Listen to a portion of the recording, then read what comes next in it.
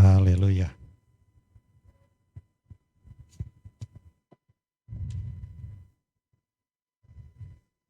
Ya, kita masih di tema kita bulan ini ya, break by break.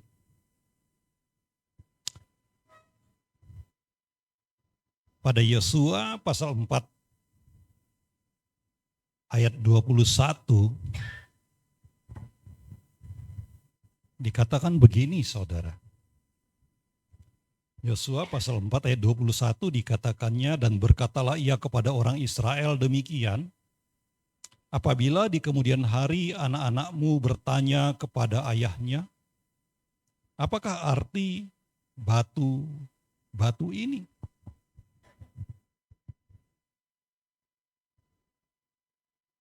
Di sana ditekankan, apabila di kemudian hari anak-anakmu bertanya kepada ayahnya,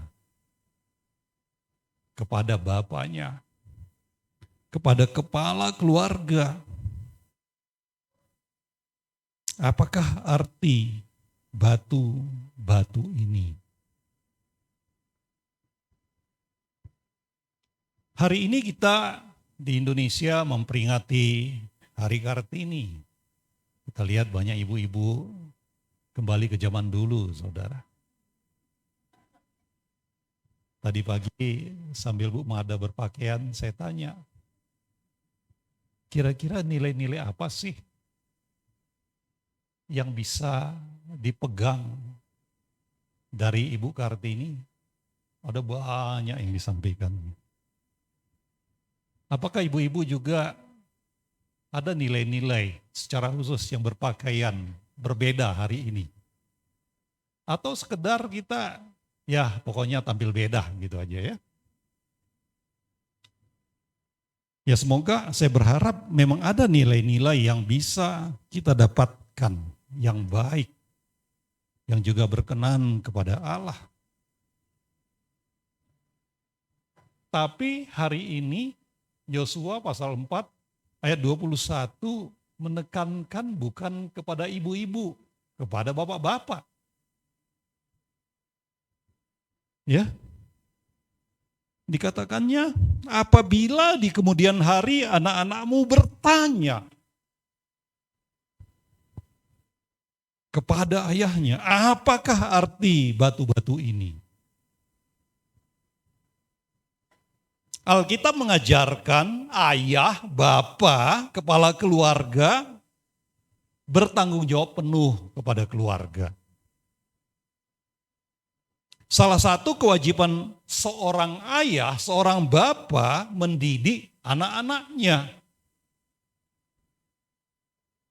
Nah, firman Tuhan hari ini, apa arti batu-batu ini? Karena orang Israel diperintahkan 12 orang, satu orang dari satu suku mewakili mengangkat batu dari tengah-tengah sungai Yordan, dibawa, diletakkan, disusun di Gilgal, saudara.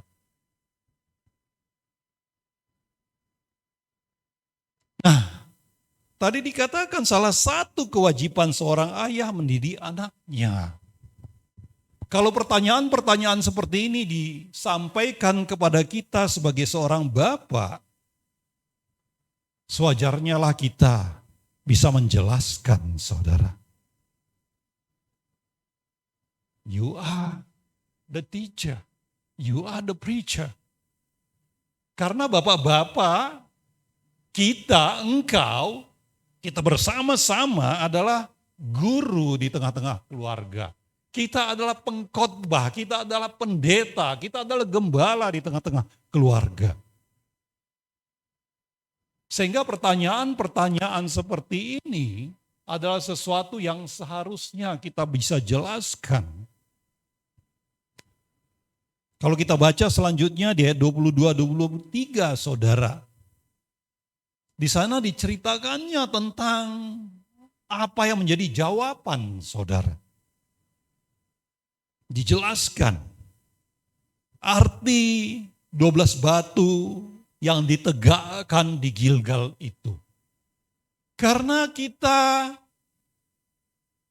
waktu mau menyeberang sungai Yordan, Tuhan menyatakan kuasanya.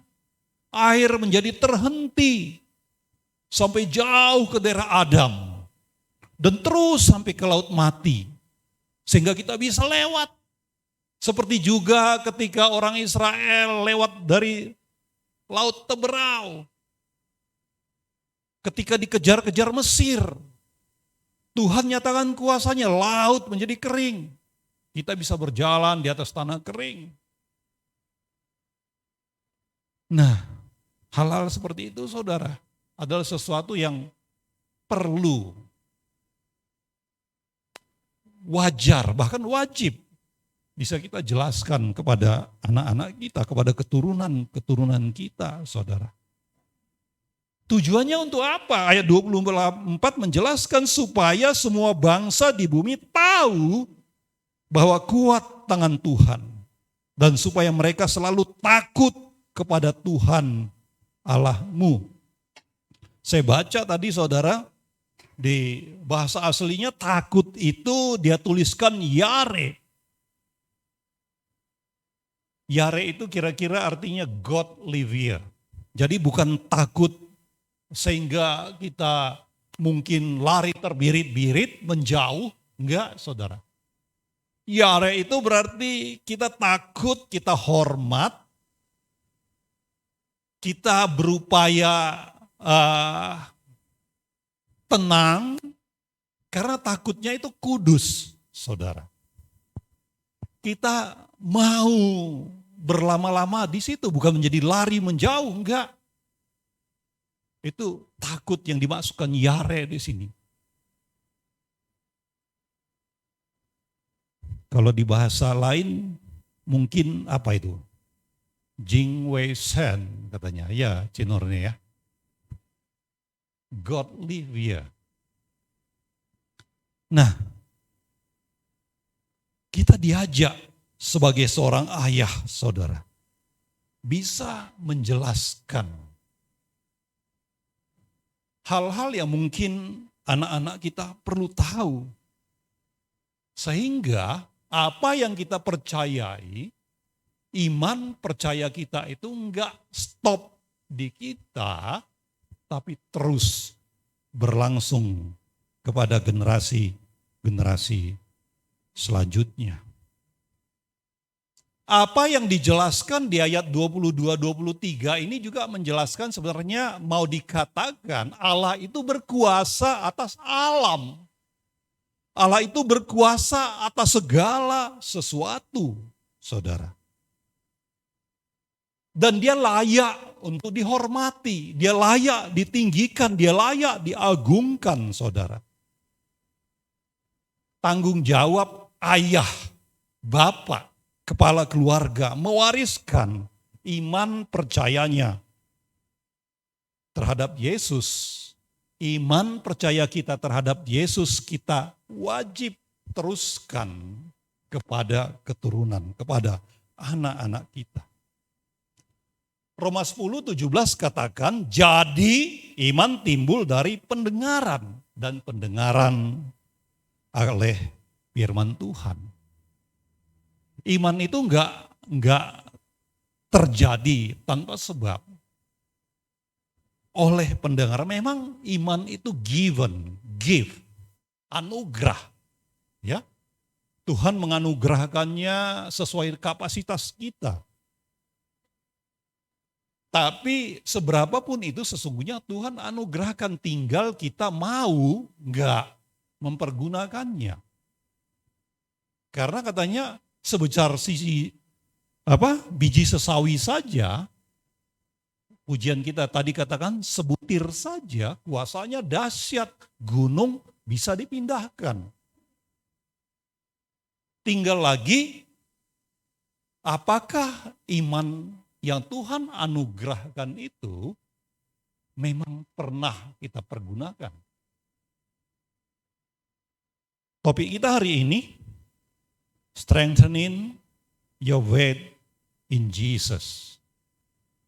Memperkuat iman dalam Yesus, saudara. Memperkuat iman dalam Yesus. Di sana mungkin kita bisa lihat satu peta.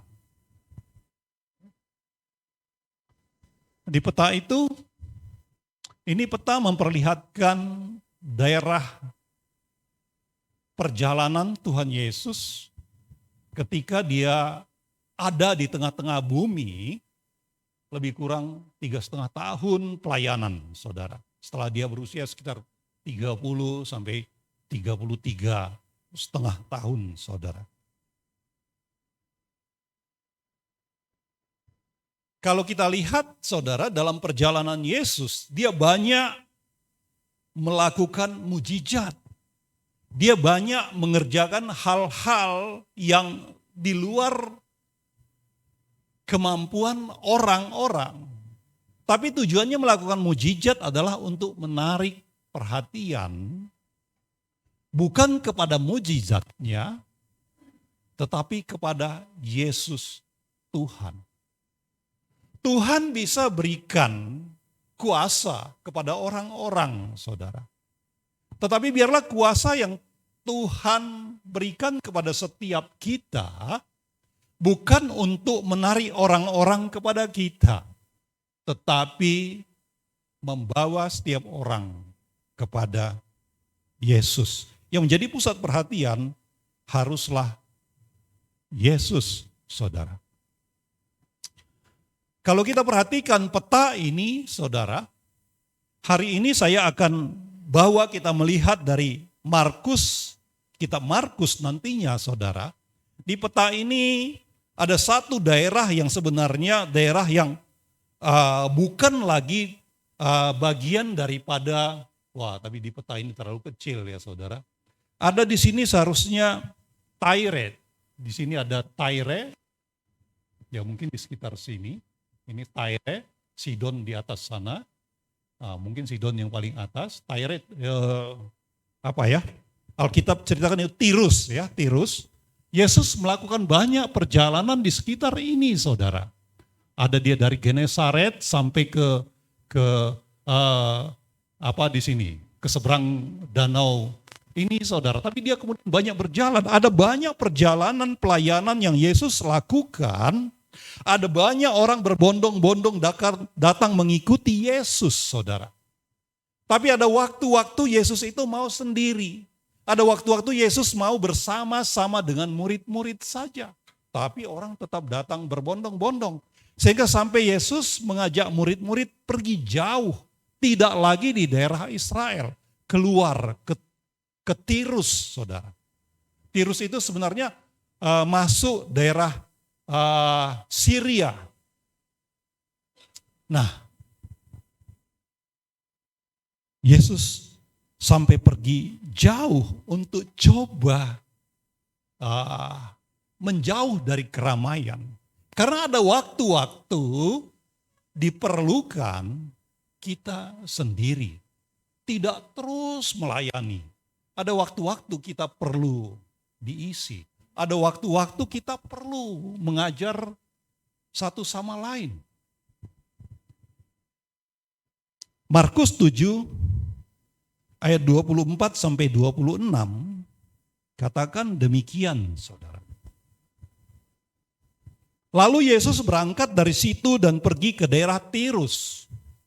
Ia masuk ke sebuah rumah dan tidak mau bahwa ada orang yang mengetahuinya. Tetapi kedatangannya tidak dapat dirahasiakan.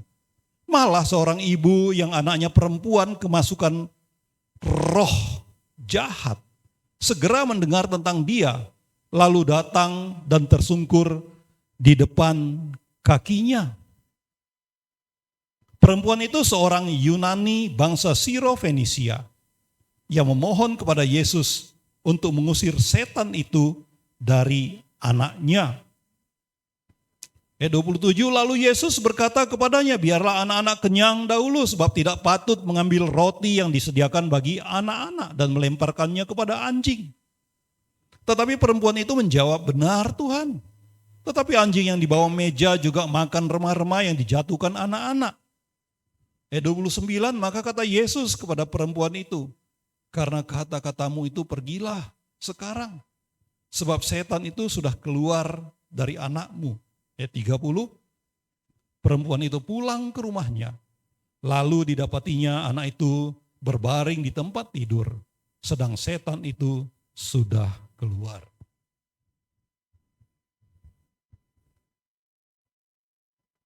Haleluya.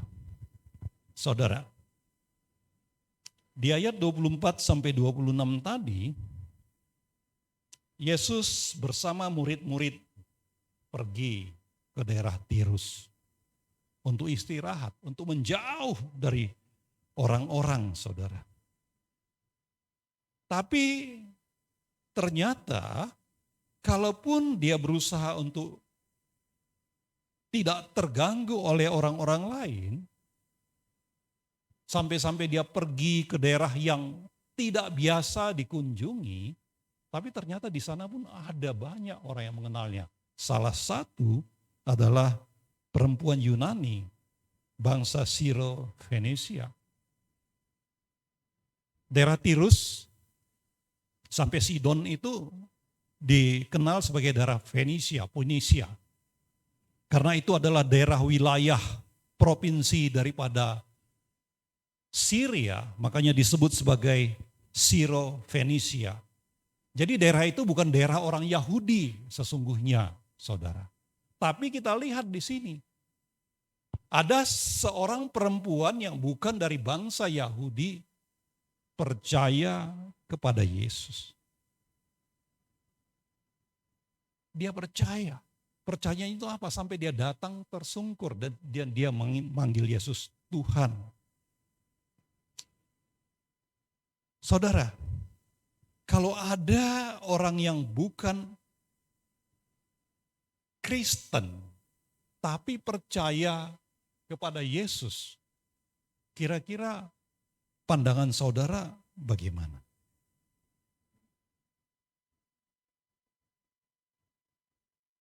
Nah, murid-murid mungkin pada waktu itu, saudara, nah ini orang siapa lagi?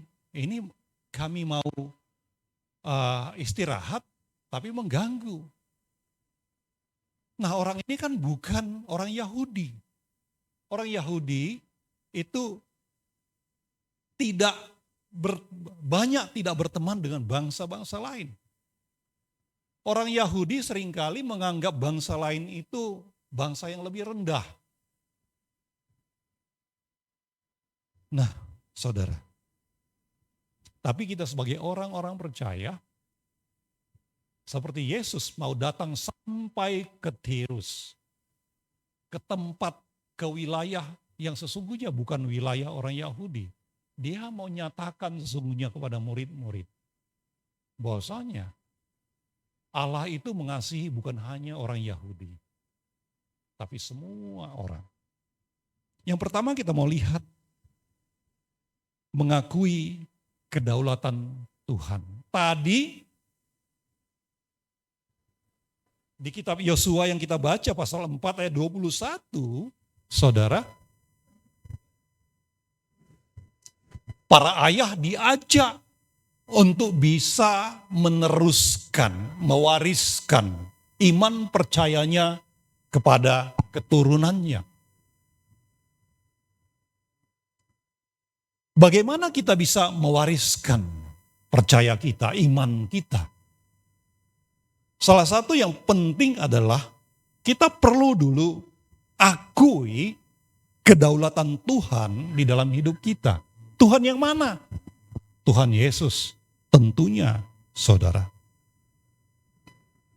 Apa tantangan yang sedang mengganggu hidup kita sekarang, hidup saudara sekarang? Apakah saudara mau mengakui kedaulatan Tuhan Yesus, bukan Tuhan yang lain? Atas tantangan yang mengganggu kita itu, mengganggu saudara. Apakah kita mau mengakui kedaulatan Tuhan Yesus atas hidup kita? Tadi di Markus pasal 7 ayat 24 sampai 26 yang sudah kita baca, saudara, diperkenalkan seorang wanita yang sangat beriman dari ras Siro-Fenisia, bukan bangsa Yahudi. Dia mendekati Yesus, dia mengakui otoritas Yesus, bahkan dia sampai tersungkur. Dia menyembah Yesus di kaki Yesus, saudara. Dia datang, dia minta belas kasih Tuhan untuk menyembuhkan anaknya, saudara. Dia akui Yesus sebagai Tuhan.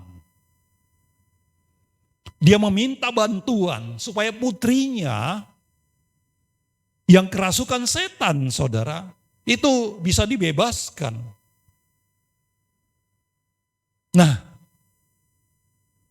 apa yang bisa kita pelajari dari ini, saudara?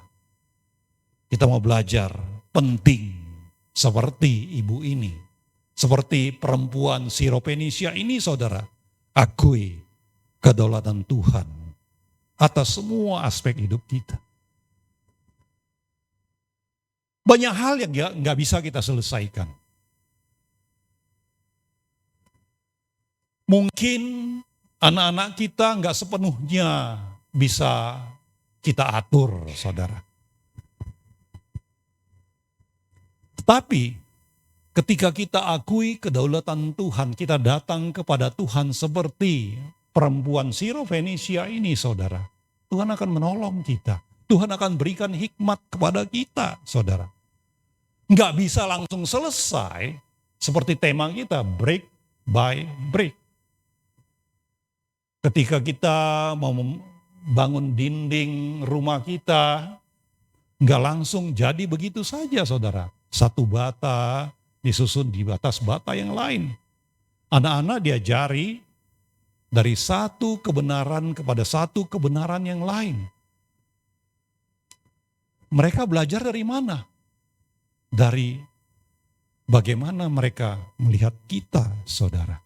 Karena itu kita perlu di dalam hidup kita, mereka melihat kita percaya, kita bergantung kepada kedaulatan Tuhan. Ketika kita mengalami masalah, kita larinya kemana? Apakah kita berdoa atau kita lari ke tempat-tempat lain? Nah, kita membangun dengan cara kita, saudara. Kalau kita lari ke tempat-tempat lain, bukan iman percaya yang kita bangun, tetapi sesuatu yang lain, saudara. Sama seperti perempuan Sirofenisia ini, saudara. Dia datang merendahkan hatinya, dia hampiri Yesus. Kita juga perlu datang dengan rasa hormat, dengan iman percaya kita, saudara. Kita akui kuasa Tuhan Yesus. Supaya apa? Bisa mengubah situasi yang sedang kita hadapi, tantangan yang sedang kita hadapi, saudara. Sekali lagi, apa yang mengganggu kita saat ini? Kami pernah mengalami gagal panen. Mengganggu, iya mengganggu.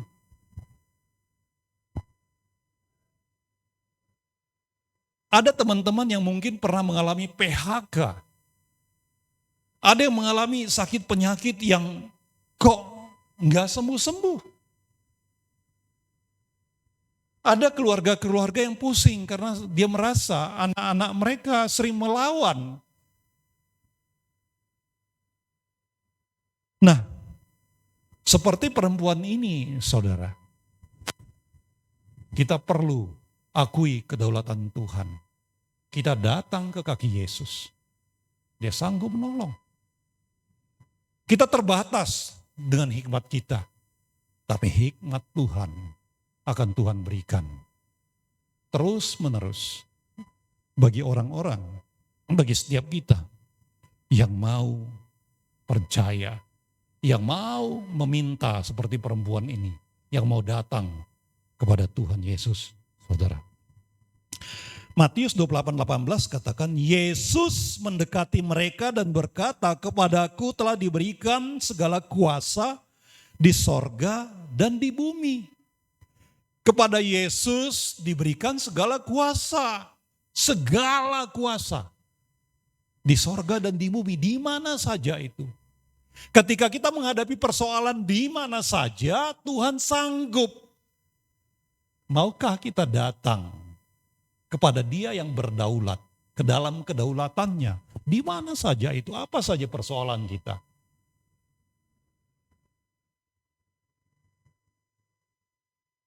Akui Yesus sebagai Tuhan karena Dia mempunyai otoritas atas segalanya. Tuhan sanggup. Dia punya otoritas. Dia punya kuasa atas segala sesuatu.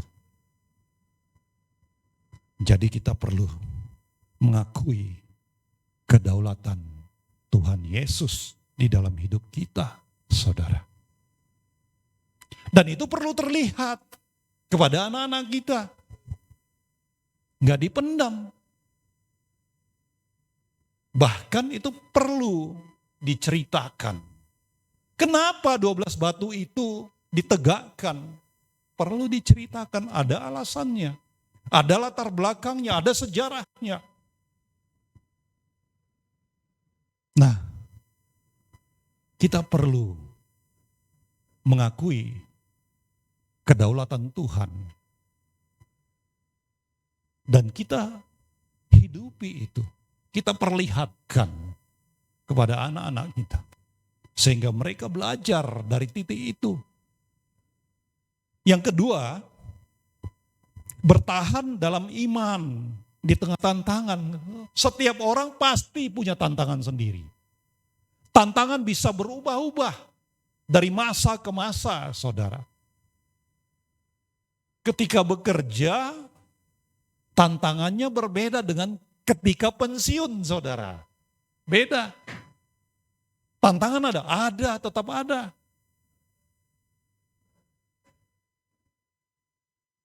Tadi di ayat 27-28 dikatakannya, saudara. Lalu Yesus berkata kepadanya, biarlah anak-anak kenyang dahulu. Sebab tidak patut mengambil roti yang disediakan bagi anak-anak dan melemparkannya kepada anjing. Tetapi perempuan itu menjawab, benar Tuhan.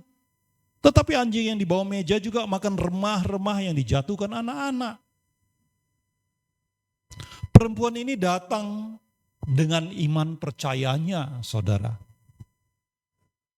Tapi kok Yesus responnya aneh. Yesus menanggapi permohonan ibu ini, perempuan Syro-Fenisia ini, dengan menggunakan ilustrasi metaforis. Dia cerita tentang anak-anak, dia cerita tentang anjing, dia cerita tentang roti, tentang remah-remah, saudara. Tadi saya sempat sampaikan, orang Yahudi itu menganggap mereka itu lebih dari bangsa lain. Kalau gambaran anak-anak di sini, ini bercerita tentang umat Israel. Ini ungkapan yang biasa di tengah-tengah bangsa Israel pada zaman Yesus, saudara. Dan mereka itu menggambarkan bangsa-bangsa lain dengan gambaran anjing. Sesuatu yang rendah, saudara. Karena itu tadi dikatakan, lalu Yesus berkata kepadanya, biarlah anak-anak kenyang dahulu sebab tidak patut mengambil roti yang disediakan bagi anak-anak dan melemparkannya kepada anjing.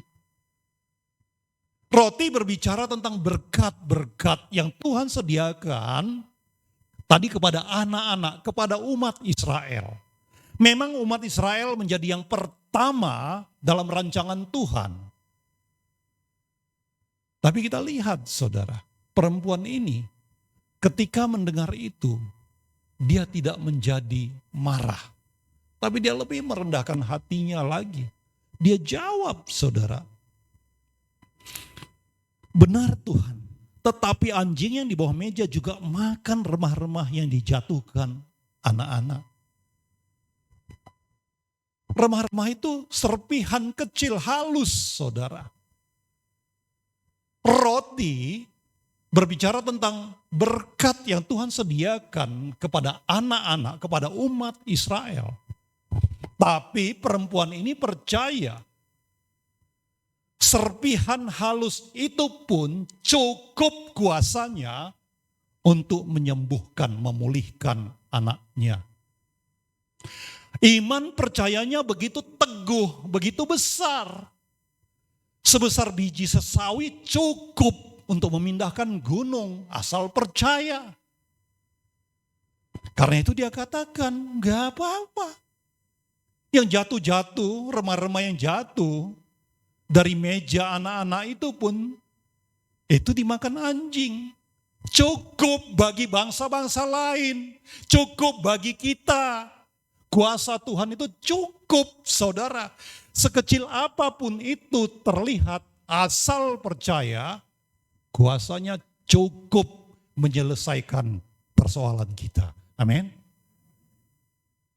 Pertama tadi, kita akui kedaulatannya. Kedua, kita mau mengizinkan kuasanya itu bekerja.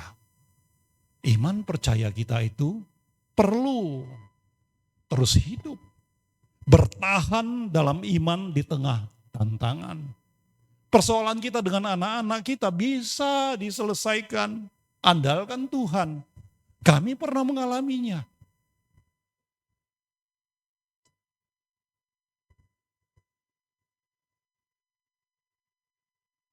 Anak-anak bisa menjauh dari kita karena dia pikir kita akan kecewa karena dia.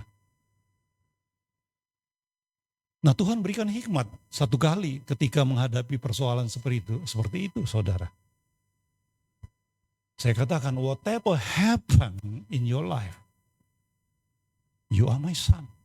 Apapun yang terjadi dalam hidupmu, kau tetap anakku. Apapun yang terjadi di dalam hidup kita sebagai orang-orang percaya, kita tetaplah anak-anak Tuhan, saudara. Asal kita mau percaya, serpihan yang jatuh dari meja anak-anak itu, kalaupun kita sesungguhnya bukan orang yang pertama ditujukan penyelamatan Yesus, tapi melalui Israel, keselamatan itu disampaikan kepada segala bangsa. Serpihannya itu jatuh kemana-mana. Tinggal lagi apakah kita mau percaya. Saudara, meskipun jawaban Yesus tidak seperti yang diharapkan ibu ini, dia tetap teguh dalam imannya. Dia yakin remah-remah, sisa-sisa berkat pun berguna. Kuasanya cukup untuk menyembuhkan putrinya, saudara. Kegigihan perempuan ini, ibu ini, menantang kita, saudara. Untuk juga tetap teguh dalam iman, dalam percaya kita. Apapun rintangan yang datang di dalam hidup. Apapun rintangan. Lukas 11 ayat 9 katakan, oleh karena itu aku berkata kepadamu, mintalah maka akan diberikan kepadamu. Carilah maka kamu akan mendapat. Ketoklah maka pintu akan dibukakan bagimu. Minta diberikan. Cari dapat. Ketok dibukakan. Tinggal lagi mau enggak kita terus melakukannya dengan percaya. Bertekunlah dalam iman, bahkan ketika menghadapi tantangan. Karena Yesus mengasihi orang yang gigih dalam imannya. Enggak cemen, gigih, ulet. Terus dia mau bertahan. Yang ketiga, mengalami kuasa iman yang teguh. Ayat 29-30 dikatakan, saudara, maka kata Yesus kepada perempuan itu, karena kata-katamu itu pergilah sekarang. Sebab setan itu sudah keluar dari anakmu. Perempuan itu pulang ke rumahnya. Lalu didapatinya anak itu berbaring di tempat tidur. Sedang setan itu sudah keluar. Ayat 29-30 ini saudara memperlihatkan Yesus memuji perempuan Sirofenisia ini karena imannya yang luar biasa. Kegigihannya enggak tergoyahkan. Imannya teguh kepada Yesus. Sepertinya direndahkan, tapi dia tetap bertahan. Karena itu saudara, putrinya disembuhkan. Dia benar-benar percaya. Dia enggak sekedar minta tapi enggak percaya. Ada banyak orang minta udah lupa. Tapi dia gigih saudara. Gigih artinya terus berusaha. Kalaupun belum berhasil dengan satu cara, upayakan dengan cara yang berbeda. Belum lagi cari cara lain, terus nggak stop. Nah, kita diajak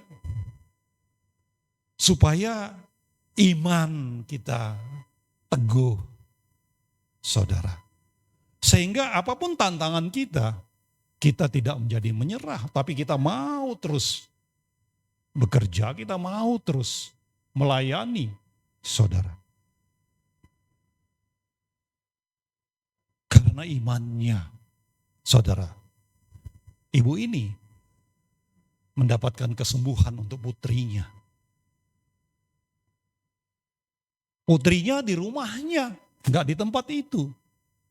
Jadi kuasa Tuhan itu dapat bekerja kalaupun tidak face to face. Kuasanya bisa bekerja dalam jarak berapapun, saudara. Sama seperti Yesus menghargai iman yang teguh dari perempuan Sirophenisia ini, Tuhan juga mau menjawab doa-doa saudara dan saya.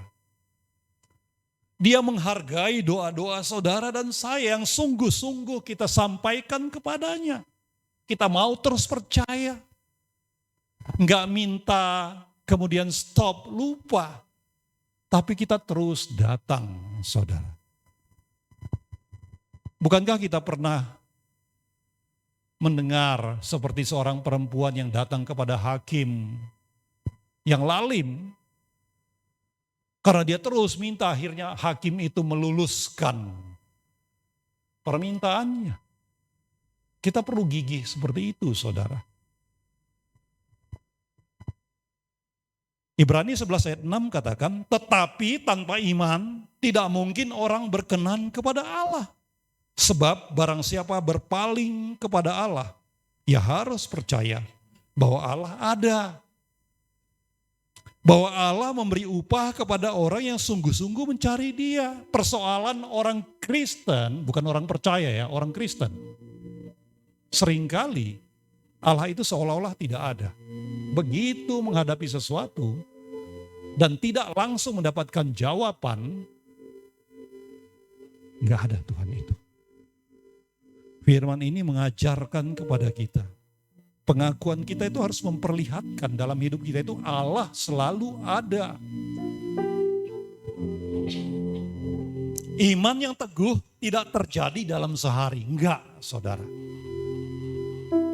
Dia bertumbuh melewati satu demi satu tantangan. Yang diselesaikan, bukan dibiarkan. Tantangan yang diselesaikan. Iman bertumbuh di sana, saudara. Karena itu ayo kita mau mewariskan iman yang teguh. Lewat keteladanan kepada setiap generasi yang Tuhan percayakan bersentuhan dengan kita. Percayalah kepada Yesus sepenuh hati. Karena Dia setia menggenapi janji-janjinya kepada mereka yang percaya tanpa keraguan. Kita tundukkan kepala. Jesus. Haleluya. Thank you Lord. Tuhan. Seringkali dalam perjalanan hidup kami, awalnya kami percaya. Seperti benih yang jatuh di bebatuan itu Tuhan. Segera tumbuh. Tetapi karena akarnya tidak jauh ke dalam, sebentar saja layu dan mati.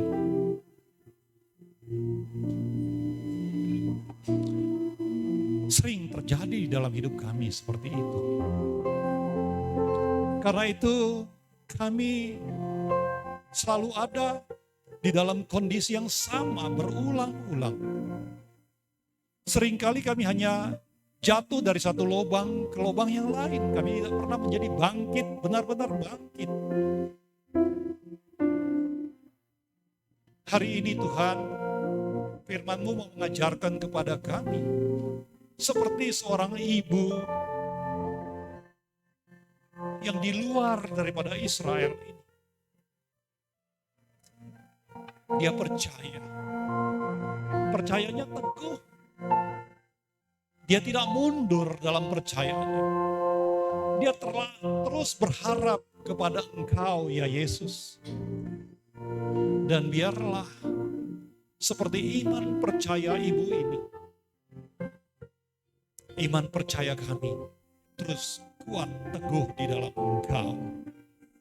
Apapun tantangan yang masih akan datang di dalam hidup kami, Tuhan, biarlah kami bergantung sepenuhnya kepada-Mu. Pakai kami Tuhan, untuk juga meneruskan percaya kami kepada anak-anak kami. Melalui setiap persoalan-persoalan yang kami hadapi, yang anak-anak kami hadapi. Ajari kami Tuhan, tolong kami, supaya kami dapat membawa anak-anak kami lebih dekat lagi, lebih teguh lagi kepada-Mu ya Tuhan. Terpujilah Engkau. Haleluya. Berkati firman, berkati setiap kami yang mendengarkan Engkau. Di dalam nama Tuhan Yesus kami berdoa. Haleluya. Amin.